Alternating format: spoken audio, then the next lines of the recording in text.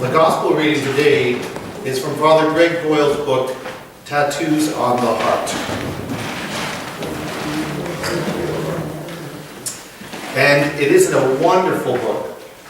And you can well imagine in LA what these gang members would look like with all of their tattoos, some of them everywhere you could possibly imagine.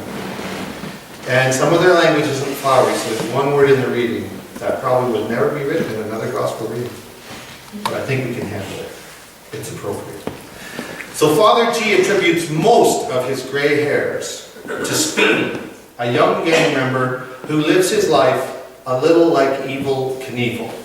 Now, Evil Knievel was this daredevil guy, right, back in the 70s. He would creep into the enemy territory, rattle their chains, so to speak, as the enemy gang guy, and then race off at high speeds, challenging them to catch him. Because they were younger, there weren't guns involved, but they would throw rocks, sticks, empty booze bottles at him, chase him forever. And he eludes them every time. They don't call him Speedy for nothing. This one day, as he is yet again pulling one of his racing away stunts, he bumps into Yolanda. Great name. A woman active in Father Greg's parish. And Yolanda quickly assesses what Speedy is still doing. He's playing his dangerous game. And she summons him to her side. And then she tenderly exclaims, "Speedy, you need to change your ways. If anything ever happened to you, it would break my heart in two." She barely knows him really, has seen him a couple of times. But she has seen him doing things at the church, and so she adds, "I have seen you with your nephews, and you are an awesome uncle. And I have seen you feeding the homeless at the church. What a generous and good thing that is." Then she restates her heartfelt mantra. "My, oh my, Speedy, if anything happened to you, it would break my heart in two." Speedy relays the entire story to Father G in his office the next day, exclaiming at the end that Yolanda's words hit the target.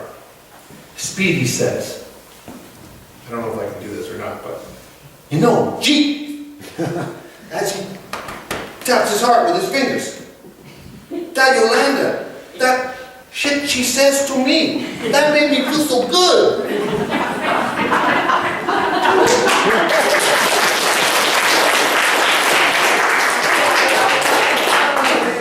Of course it did, writes Greg Boyle in his book, and this is how the book is. It's just story after story.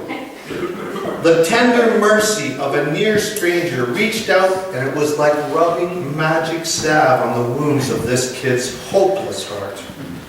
And it may have seemed the tiniest act someone could make, but you could almost hear Speedy's gang armor fall away and clank to the ground. He had used that armor to navigate alcoholism, street fighting, estrangement, and tons of dysfunctioning and sadness.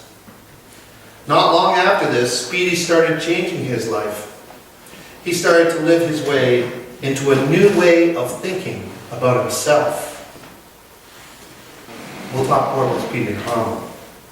And out of the wreck of that human dysfunction, and he's just one example, out of the wreck of misshapen selves and darkened by shame and disgrace, Jesus comes.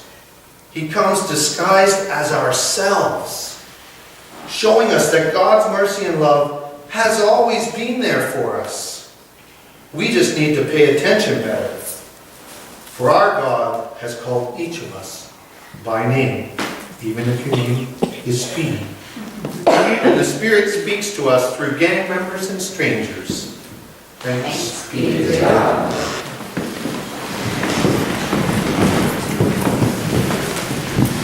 Happy New Year. Happy New Year.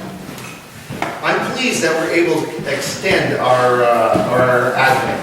It's just the way it seemed to work. We've had a number of amazing liturgies.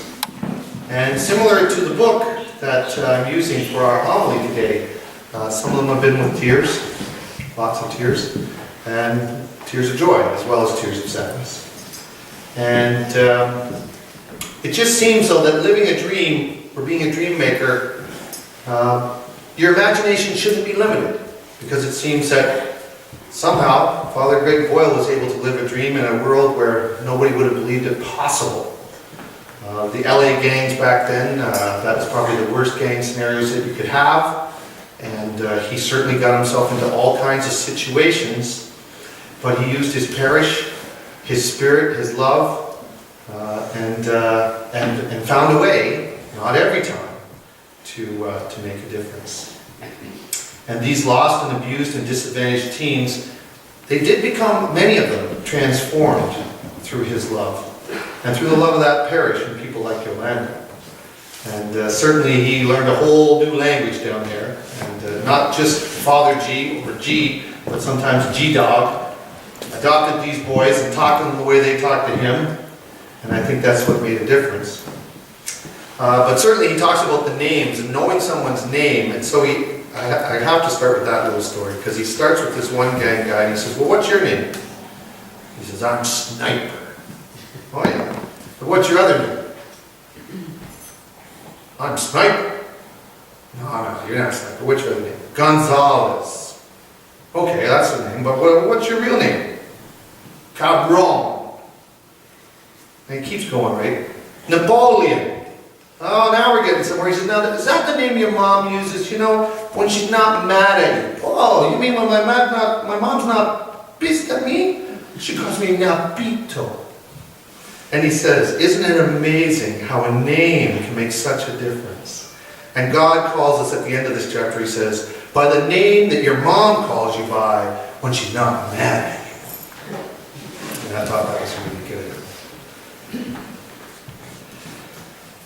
He writes marvelously. He gives us the good and the bad, the funny and the ugly, and he tells a number of conversion stories that are heart-wrenching and wonderful, and he tells a lot that aren't. And of course he does a lot of funerals. And he himself even has to break down at one of them because he just loves those kids so much. And it really gives you an insight into how a human can adopt the love I believe our Abba Mama has for us. And we see in this gospel today how Speedy is able to start dreaming of himself in a whole new way. And a near stranger, Yolanda, opens up her heart and lets that love shine out on him. And I just think that line about the healing salve on his wounds is very good. And you know, she's sincere, because she does love him too. She doesn't have to know him to love him. And, you know, he just never saw himself being loved that much because he came from a dysfunctional family. I think that's truly appropriate to an epiphany, because for Speedy, that was a huge epiphany. And his story does end well. He ends up marrying his teenage sweetheart. And they find, because this is what the ministry does, it has a tattoo removal program, it has an education program, they get them jobs, so he eventually gets a job in a factory, moves away from the gang world, and originally that dark, violent, unchangeable world of his becomes completely changed. And let me just see how I did this. Many people see themselves like Speedy. They see themselves never changing and unable to rise above abuse or suffering. And they just think that, you know, either they put it upon themselves or the world just gave it to them and it was unfair. And then once they are shown the true light like Speedy was, and they actually feel the presence within their heart, and that's what comes out of this book over and over, that armor drops and the tears just flow, and the healing and the dream that God has for them, that God has always had for them, regardless of their situation, is what comes out. So this is how Speedy's story ends. I put it on page 2. So he reconnects with Father G, and he shares the story of his 3 children now, and the ritual they have on Sundays. So they always go to Mass. So even though, you know, they had that church there, he somehow kept that in his life. And he said, you know, we still don't have a lot of money, but, you know, we go to the library and we read the books, but we don't take them out, or we don't buy them. And he said, but the kids really wanted a special present this year, so I bought Harry Potter. I broke down and found enough money. And so Sunday, after they have time together for their family time, what happens is they take out the Harry Potter book and the eldest daughter reads a full page beautifully because she's old enough. And then his middle son will read a paragraph and does pretty well. And then his youngest child tries to read the last sentence, and the other two have to help. And then they repeat the pattern for a couple of hours. And Speedy sits in his living room and he listens to each child.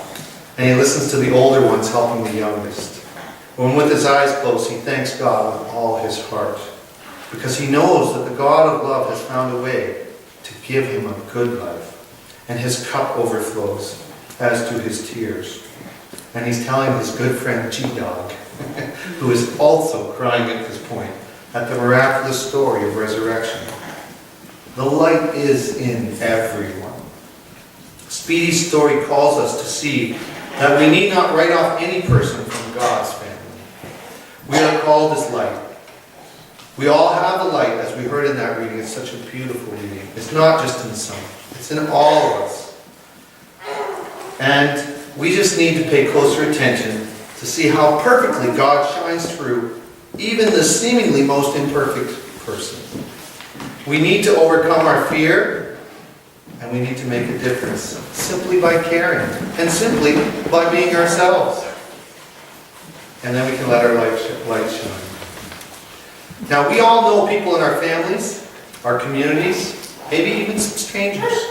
And they just might need a Yolanda or a G-Dog, or insert your name here, please, to show them the way to see themselves in a new light. And then maybe the life God has always dreamed for them could come true as well. So please, keep praying, keep expecting miracles, and keep letting your light shine as you do here. And keep that love and kindness, the trust in God's dream of peace and love. It will not be thwarted. Gangs, disease, disaster, war, or even death. Nothing can keep us from the amount of love, I would say infinite amount, of our Abba.